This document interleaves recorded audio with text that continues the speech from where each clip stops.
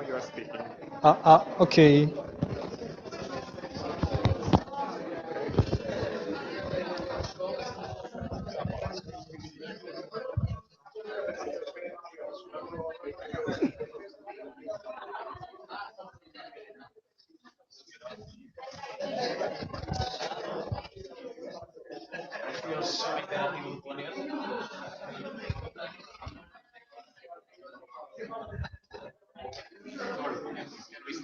Yes.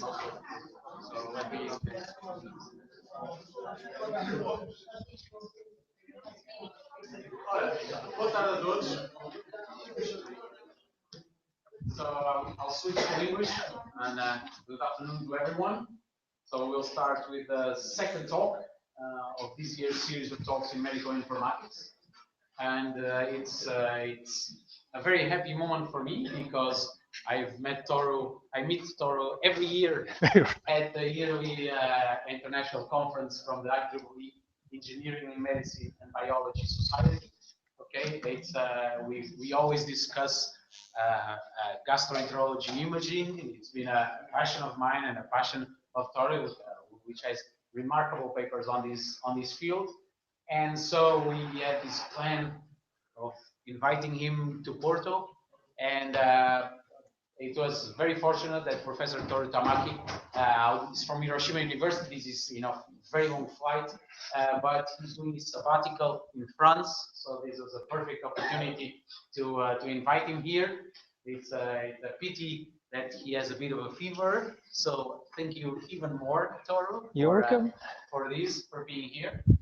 And so this will be a normal talk, so we have around 45 minutes, then maybe 10-15 minutes of questions, so we don't let this go through and we all go to our weekends and we finish. We will try to wrap up at around 7:30. Okay, so Toru, thank you very much for being here. You're welcome. Thank you. So I'm very honored to be here to speak about my research topic. And before going to the actual research topic, I just introduce myself. And because I came from Japan, I'm staying here right now, Paris. So maybe you know that Japan is here. Okay, it's far from here. I don't know how to come here from Japan by flight. There is a direct connection between Paris and Tokyo. I use that for my flight. And this is Japan. There are the main 4 islands. And here, the Tokyo and here in Osaka, these 2 are very famous cities in Japan. And maybe, I'm not sure you know the Hiroshima, but here is the Hiroshima. It's located in the left side of the island. Here is the center of Hiroshima city, and there are famous 2 World Heritage. But unfortunately, my university, Hiroshima University, is located here, far from there, 1 hour by car. And Hiroshima University has a very large campus. That is the reason why the campuses are very far from center cities, and lots of students and graduates live at department and so on. And let's see the comparison between the Hiroshima University campus and the around here. You may know that this city map around here. So this brown area is the campus. So you can feel that how large the campus is. So here, sorry, unfortunately, we don't have a concentrated campus. So this is beginning to become concentrated. So this is one of the centers. Yes. The big one is now located near, for example, the Faculty of Medicine, where the students in medical informatics have classes too. So this is very nice to have a campus. Historically, in Portugal, it's not so simple. All right. But the drawback of the large campuses like that, you can see that lots of mountains, fields. So nothing interested to visit here, just university there. And here's the ranking of the Asian universities. And actually, Hiroshima University is 67, not so good universities. And here is the hierarchy of the departments. There are 11 graduate schools, and in that I belong to the engineering school, and still there are 9 departments, mechanics, and so on. I'm here information engineering, and here still have different 13 laboratories, research groups. So here you can see that my lab is very small inside the university. So these are members. Here's my, this is my photo, and here there are another 2 professors here. And we have only 3 doctoral students, PhD students, and the main students are master students. Currently, 50 more master students are working in our lab and perform their own research project. Because in Japan, research project, a research thesis, is the obligatory for all master students, and the more bachelor students. Also, this research writing research thesis is obligatory for bachelor students. And I briefly show several research topics done in my lab. And first one is the 3D point cloud point shape analysis. The upper one is the collaboration with the civil engineering researchers who are interested in the finding the blocks in the coast. And maybe some blocks will collapse or break, and we want to detect it before that by using a camera or reconstructing 3D scenes. Another one is also the collaboration with agricultural researcher. And in fact, our university campus has a farm of dairy cows. And here, this research is conducted by the research. And we can predict the dairy cow health condition and the milk quality using the body shape condition. We scan the body shape of dairy cows using Kinect and process them to predict like that. So this is one of my topic. Another one is the colon cancer recognition. This is a topic where Miguel and I met at every conference. Here is endoscopy, so you can use that to see to find the colon cancers or polyps inside your colon. And here is the normal image of the colonoscopy, and if you magnify it, so you can see the more detailed textures. And doctors can use this image to recognize this cancer is okay, it's not cancer, or it's a very bad cancer. So this texture analysis can be very useful.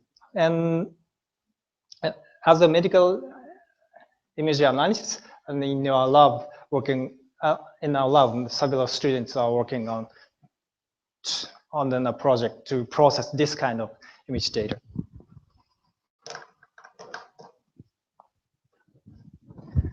So that's the end of my self-introduction, and let's go into today's topic. So scattering optical tomography with discretized path integral. This is also another topic one of my PhD students is working on currently for 2 or 3 years. Okay, so what is the tomography? Maybe many of you know that computed tomography in hospitals using X-rays to capture the 3D dimensional data of your brain or body. The configuration is like that. Here is X-ray source, and the mediator from the source here and penetrates through your body and detected by the many of detectors.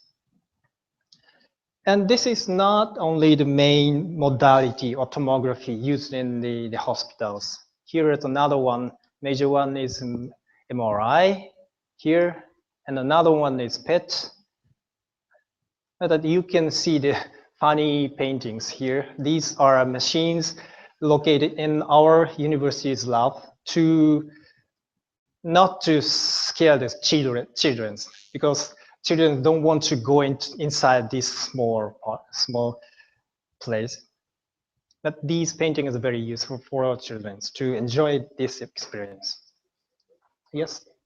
So these are machines for research? No. They're in the university? No, For normal clinical practice? normal critical practice. Okay. But they are within the university? Yes. Okay. And of course, we can use these machines for research. It's a university hospital? Yes, right. So our university has hospitals and farms. And another modality recently emerging is like that, infrared. Why? Because these are harmful because radioactive rays and materials are used here and a very strong magnetic field used for MRI. But infrared is very safe for human body. So many researches have been done over the last 10 years to use this kind of observation by using infrared ray for tomography.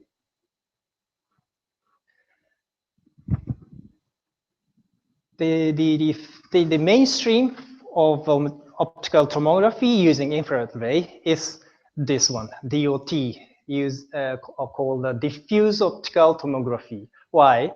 Because infrared ray do not penetrate straight through the body. Instead, it scattered after going inside the body like that. Here, the input light pulse coming here from the left side, and once inside the body, the light bends and scatters like that, and then detected all around like this. Okay, this is good because it doesn't use the radioactive rays. But the problem is that, like,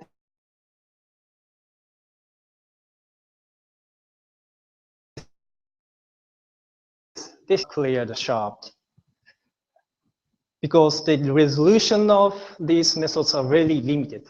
And once estimated for visualization, the estimated results are interpolated to see that. So actually this is the interpolated result of 10 by 10 or 20 by 20 resolution of image. So this is not good. Why? Because CT, computed tomography, used X-ray and got a very good sharp image here. But it uses the radioactive rays. No. And for DOT, the sharpness, no, it's very blurred. But they use infrared rays, so it's nice. So what is our research target is here in the middle, using the infrared ray, but still the sharper image than the DOT results. So what is the assumption we can use here? The scattering of light inside the body. So X-ray doesn't scatter inside the body. Okay, there is no scattering, but DOT, from its name, diffuse, this assumes that the light distribute, scatter all around the directions. It's maybe nice as a mathematical assumption for simplification, but not so good. It doesn't fit the real penetration of light going to inside the body. So our assumption is like that. Okay, we assume that light scatters, but not so much. We will assume the reasonable scattering property of the light. So here is the background of my talk.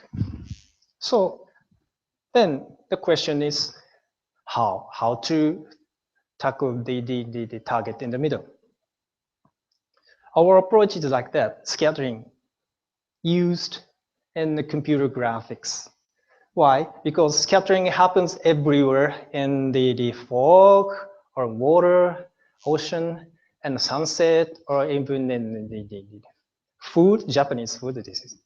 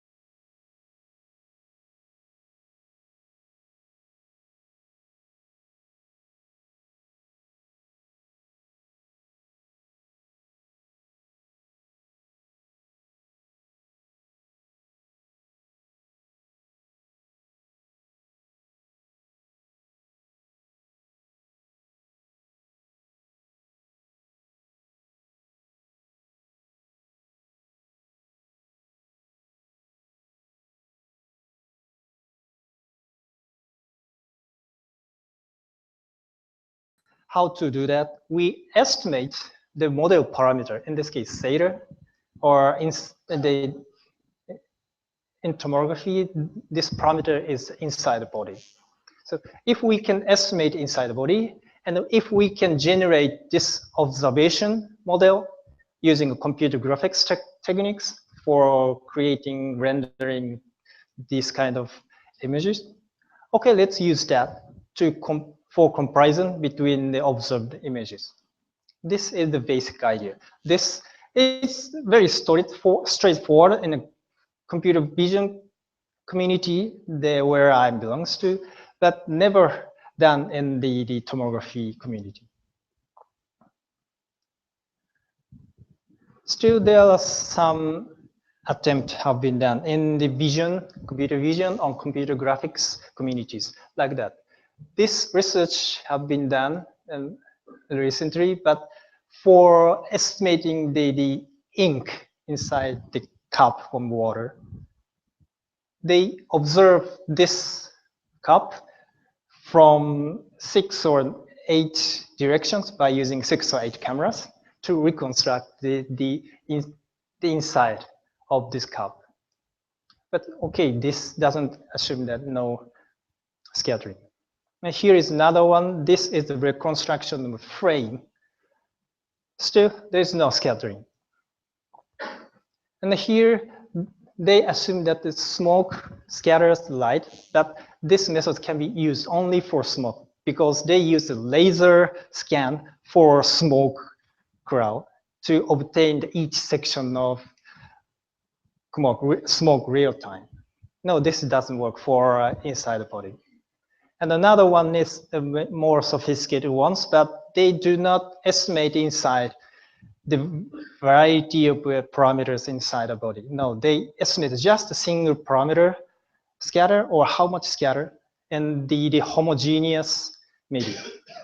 Okay, so these are prior attempt, and we have developed a method, a model on top of these attempt before, and I will introduce.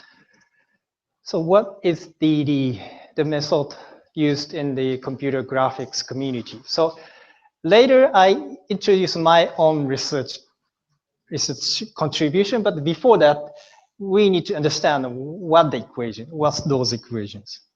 I will show you some equations, but do not care about that. Many of you do not understand, but please capture the concept.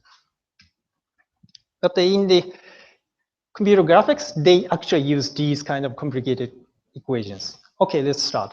Here is the light source, and here is a fog or cloud or water. We usually call those medium a participating medium. That is participating the scattering of the light. Once light comes into the participating media, it scatters like this.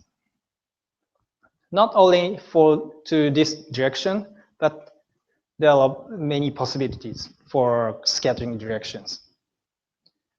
And usually this is described by the distribution of direction in 3D, so it's very complicated. And once this light is scattered, then reaches to the next point, and then scattered again. So first one is the single scattering because there is a first scattering. And next one is second scattering. And the third and the fourth, and usually those are called the multiple scattering. And this distribution is very important to understand because usually light goes to this direction, where the direction is very similar to the incoming direction. So in this case, the light scattered into the forward direction. Here, light comes from the left side, and many of light is scattered to the right direction. But sometimes we assume that the isotropic scattering or backward scattering. But this is not realistic in the human body. And this is also used in the DOT, previous work used.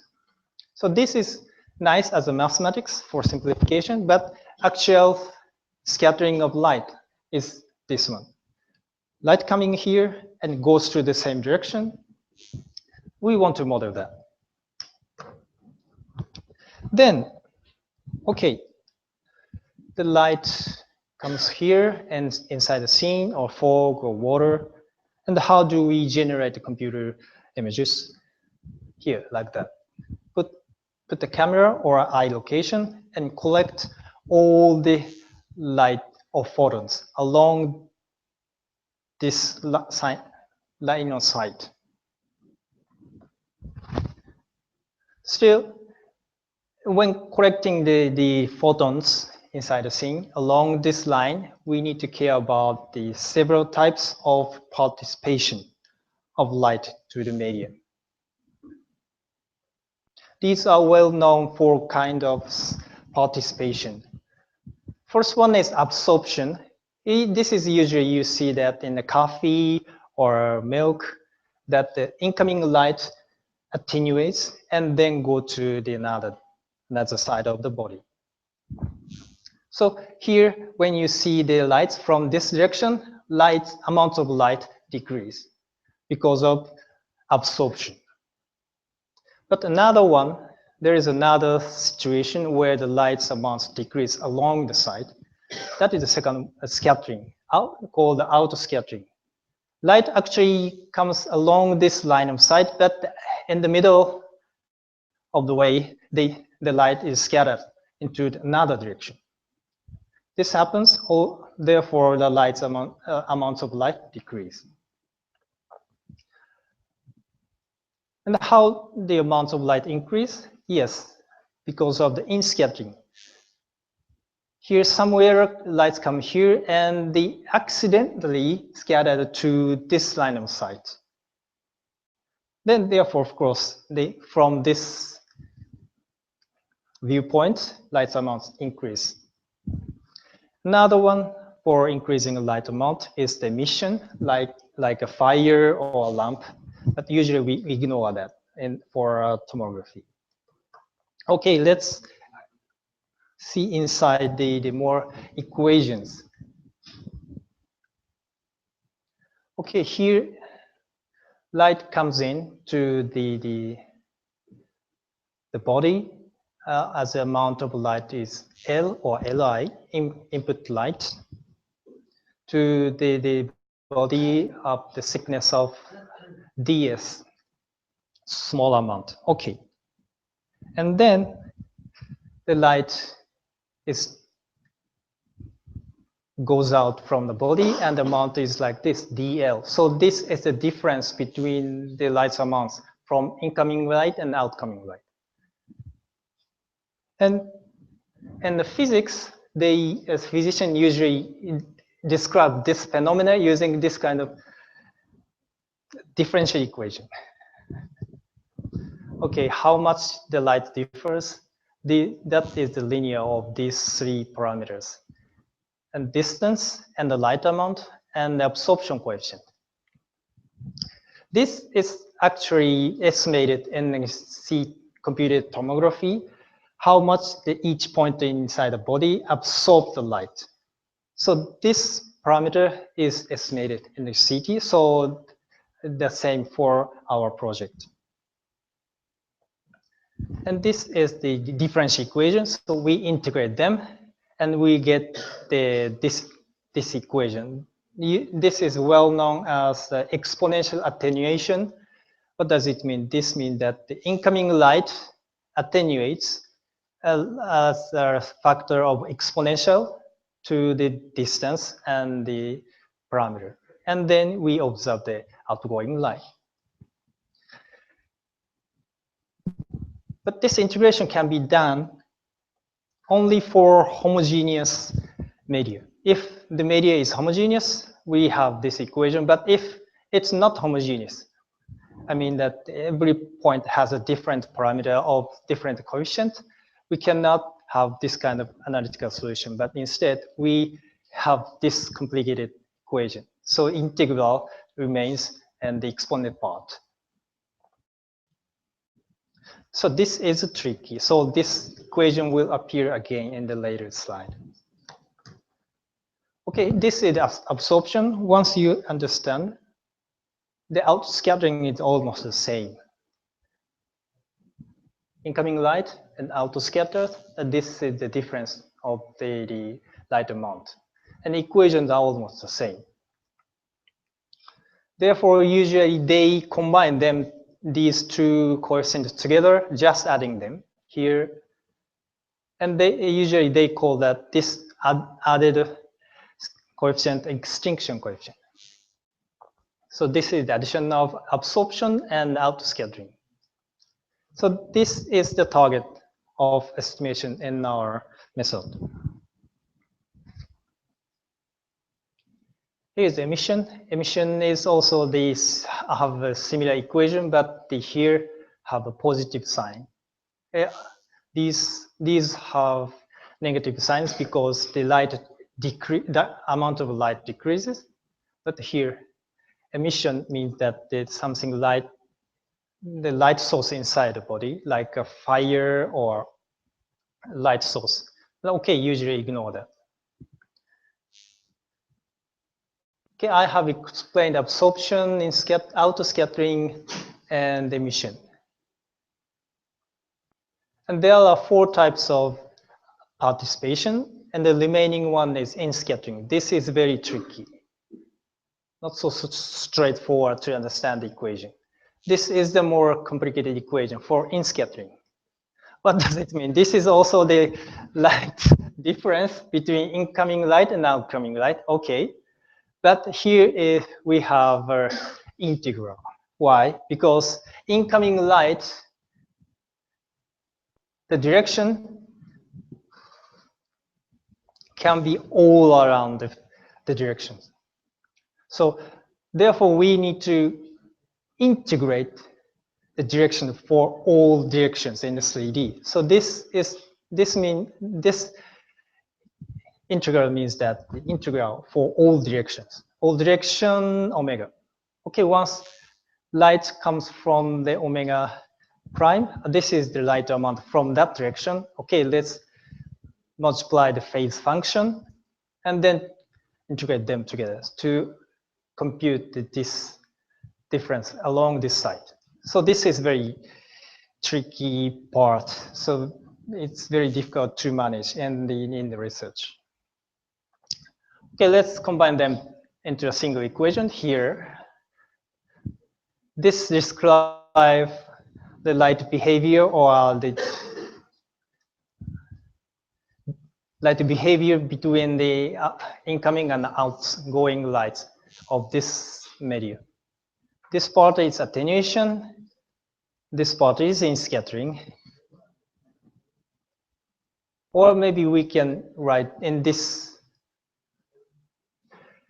form, but we don't care about that. This is the differential equation, usually called the volume rendering equation in the computer graphics, because computer graphics use actually this equation to compute the light amount.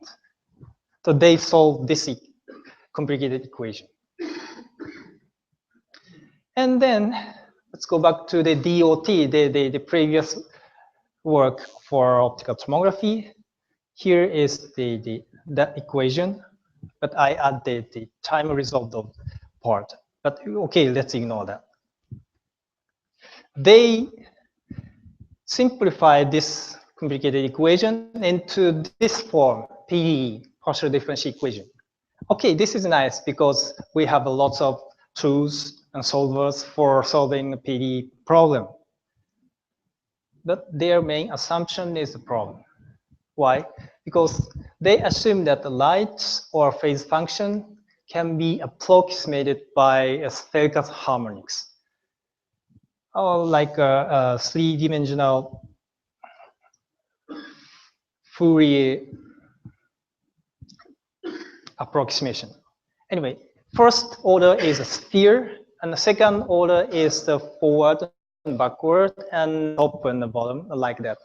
We can approximate by taking the linear combination of these distributions. Okay, that's great. But this is only valid for if we have lots of these kind of harmonics. They assume that only the first order is enough to approximate these ones. So I mean that sphere scattering. And as I said before, the scattering can be forward. So I want to use this kind of forward scattering. Therefore, this assumption is not good for the going to further.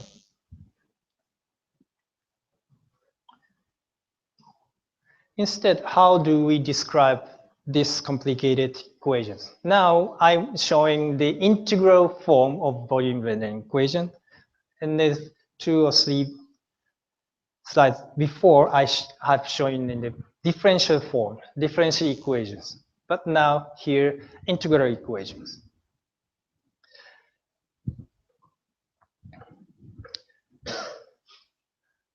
How we compute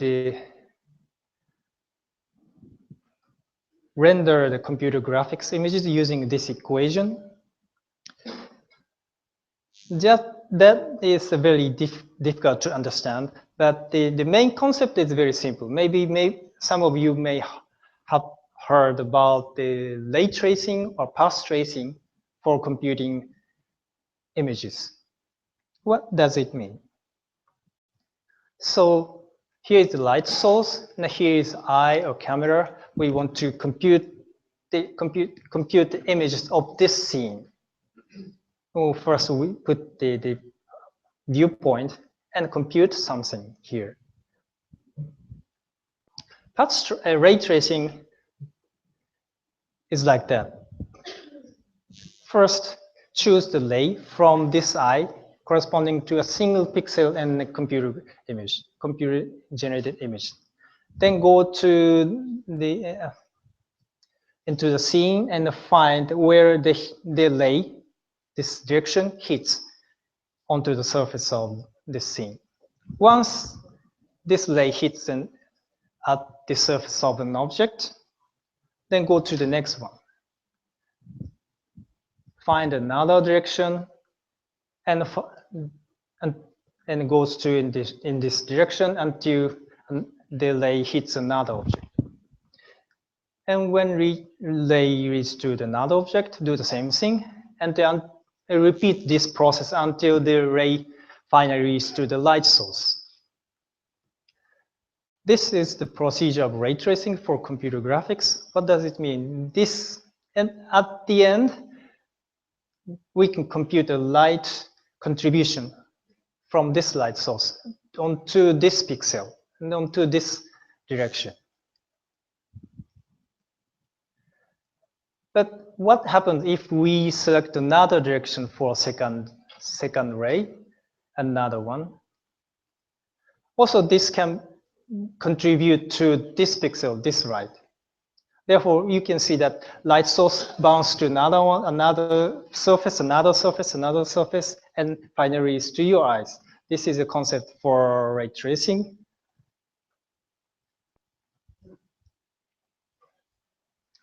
And this has been done in the 1980s. And then later, the researchers sophisticated this kind of concept into more mathematical equations. Just you can see that this is just a summation of light contribution from a different path, right? Light source contributes along this path and now also contributes along another path. This is the idea of path integral. Integral is the limit of summation. So this is the equation of the infinite number of path contribution.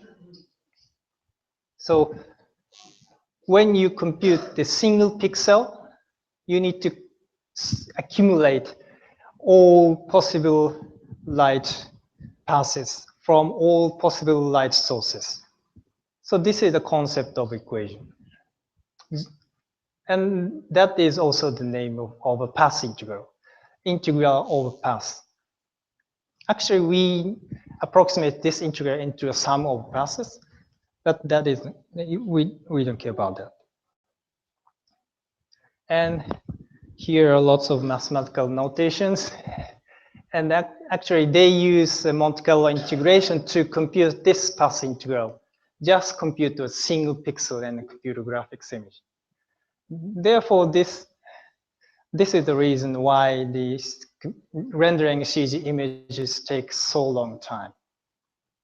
And so many computer resources are required. And this has been proposed in 1997, and later, 2 years later, someone extended this idea for participating media, the scattering of light. But the idea is the same. Here is the camera, and here is the light source, and we have different passes connecting from the light source to the sensor and detector, and light source and the sensor. What's the difference is that now we have a participating media in the middle of the scene. So here light, they scatter from here to here, or here to here. But the equation is the same, concept is the same, accumulating all contributions of all possible passes to compute a single pixel observation. And if we describe this equation and more concrete factors to implement on the code, it's a little bit complicated. And I'll show you each of these factors in the next slide here. I don't want to explain all these factors, but this is actually used in the computer graphics and a little bit pretty complicated. Okay, so please remind what is our task. What is our task is to use this kind of model to for understanding the behavior of light inside the body. Okay, here is the pixel intensity. We want to compute this one as a model and compare with the observation. But before going to that, I will show you where is the variable to be estimated. Here, absorption coefficient, scattering coefficient. So these are parameters, coefficient we want to estimate, but deep inside the equation. So inside. So how do we estimate these parameters? That is our contribution. So idea is like that, discretization. I mean that they divide the space into voxels, a grid. So here I'm just showing the two-dimensional space and the two-dimensional grid.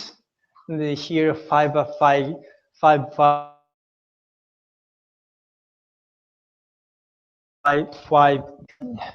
equation here is this integral. This integral. We need to compute this integral somehow because this is the target we want to estimate. The once we discretize the space into grid, it's very nice. Why? Because we can write this integral into this kind of summation. What does it mean? This is the extinction coefficient. This is the parameter to be estimated at the voxel V as all placed in the voxels. And what is this part? This part is the length, the pass like this, passes through the particular voxel. So we divide the space into grid.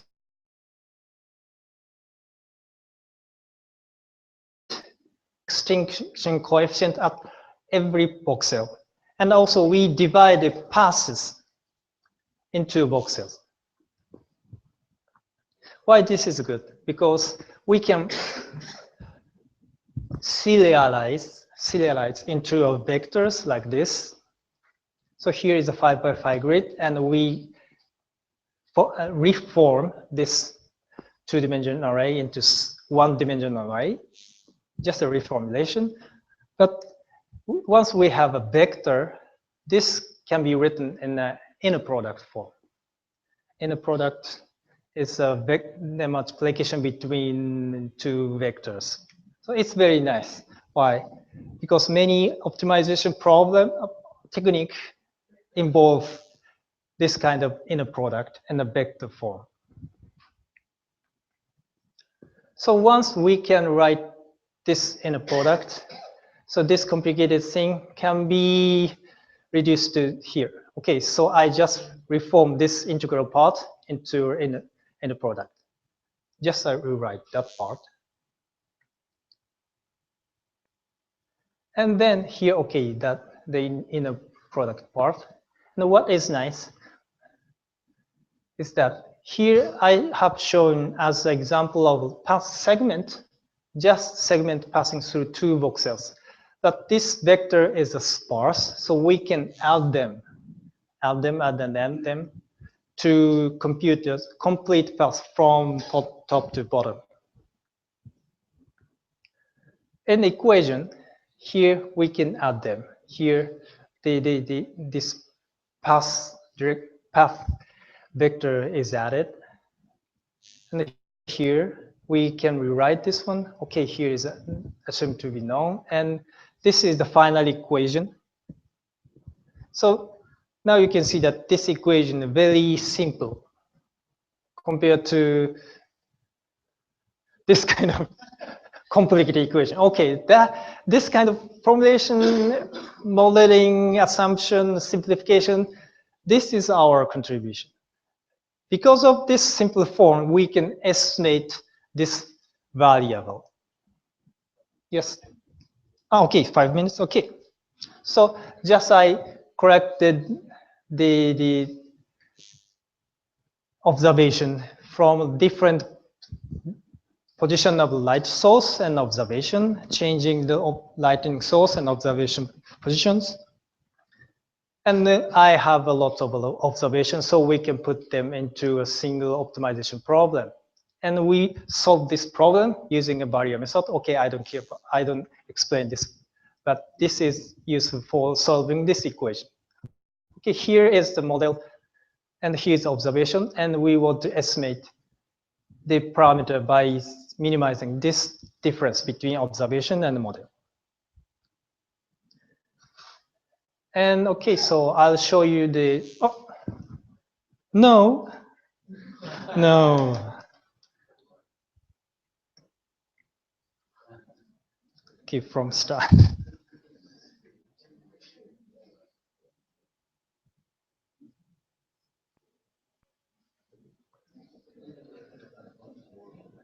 Okay, now we're going back to the slide. And here, this is the experimental results. We have tried 5 different materials, and this is a two-dimensional grid. And the upper row is the ground truth, and the second row is estimated result. So these are quite well estimated. It depends on your opinion. And last one is what? This is the famous shape long and phantom used in the research in computed tomography. But once we discrete into 20 by 20, the shape becomes like that. This is the ground truth, and the right one is the estimated result of our method. And maybe you think that this is not nice, not so similar to the ground truth, real one. Okay, I agree with you. But okay, so keep in mind that DOT we previously developed method, the results are so bad. So this row and this row are 2 different methods of DOT, and results are so blurred. So compared to these results, our result is quite nice. And as a numerical result, RMSE is best against 2 DOT methods. So, okay, so this is the result and using our proposed model. What is the limitation is that this is the limitation. So it takes a much longer computation time. For the last one, it takes 500 seconds. Instead, DOT can do the same thing.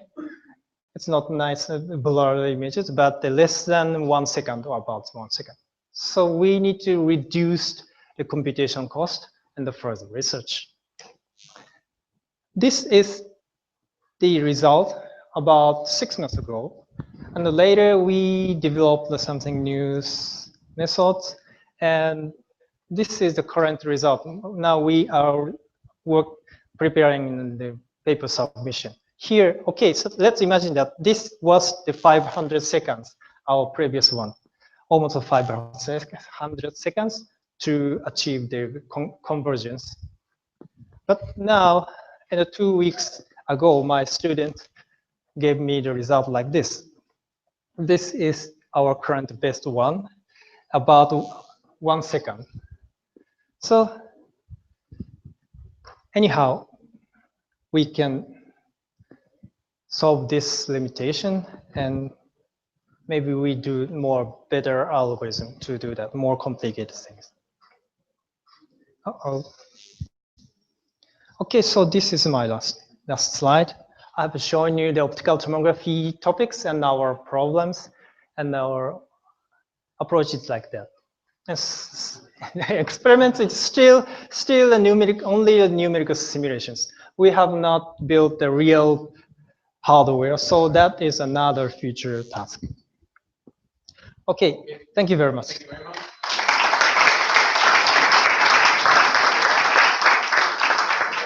Okay. So you thought tomography was easy, huh? Think again.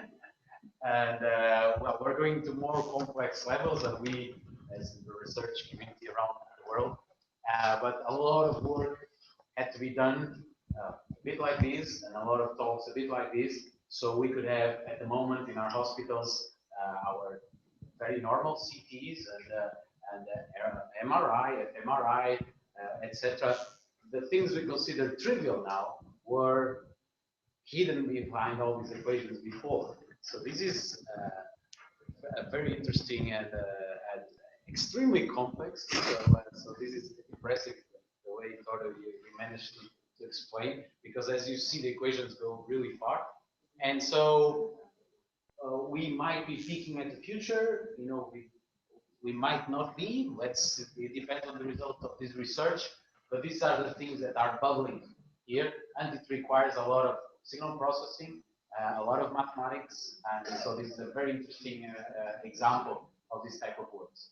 Okay, we have around 5 minutes, so you can have a short period of questions, comments, etc. It doesn't have to be with all the very detailed equations. It could be about anything related to this optical model.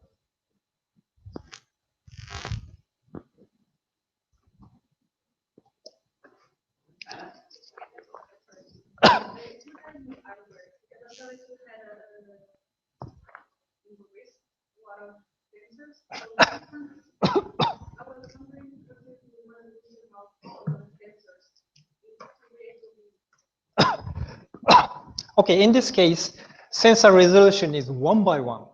It means that this is just a photodiode. So it's actually it's very difficult to build their sensor array that have a very sensitive dynamics, dynamic range. So in this case, they use the photodiode around the wrist.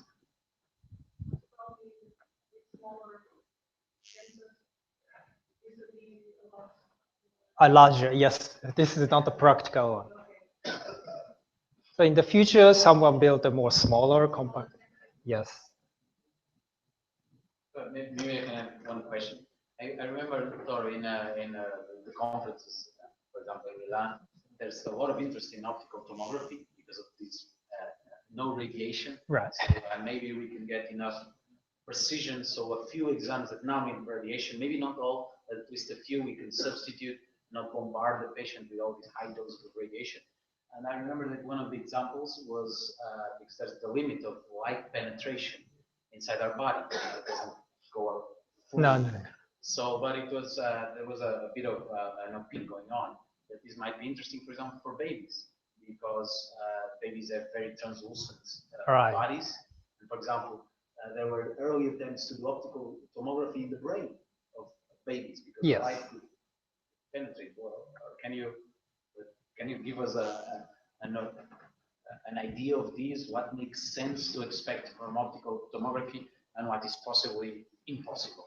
Okay, so for baby's brain, it may be possible because the size is so small.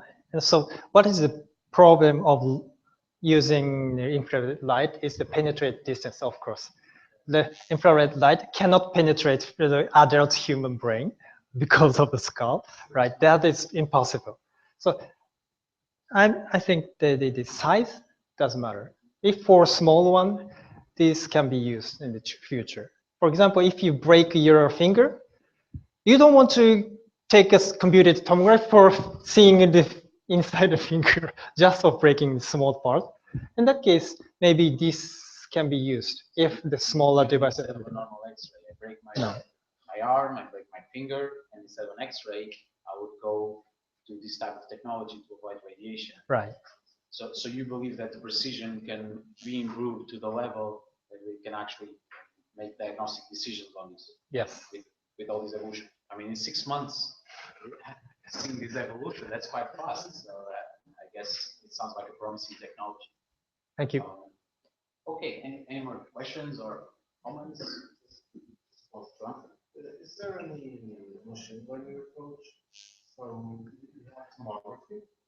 And can't you learn instead analytically try to solve the problem? Or the other way around, just learn from several tomography, normal tomography? No, I don't know that. It's just a different twist because trying to analyze such a complicated analytically and solving equations, when it gets harder, usually you turn to machine learning to abstract from all that and let the machine do the work instead of try to mathematically solve. Okay, so in terms of machine learning, usually we do not use that because this is the typical inverse problem, just to find the parameter by minimizing a cost function. So it's like a physics problem instead of machine learning problem. And you don't know the material. The problem is you don't know yes, how, it might be water, it might be bone, whatever. yes, yes. And of course, this has a limitation. Therefore, machine learning techniques can be used in the future. For example, if you have enough collected the data of human fingers or arm, hand, maybe that knowledge can be incorporated into this equation to solve the problem stably or accurately. You probably need to address that approach. You will need so many images that you don't have right now. You need supercomputing to address it. But maybe if this gets popular and you get data sets big enough and involve machine learning, statistical modeling, it's probably hard for such a complex model, but who knows? Cloud computing and all these exponential and body of data. Right? But okay, so maybe last question or last comment. Okay, so last question or comment. So you managed to reduce a lot of the time that takes to render an image. Do you believe that you can improve the resolution, or you can turn it less blurry, or do you find like physical possible state of between? It doesn't work. Okay, so your question is that when So reducing computation time and beyond that, so we can estimate more or like that. You can, by investing more, you can reduce not only time, but studying even less blurry images. Okay, okay, I understand. So now we have reduced the computation time.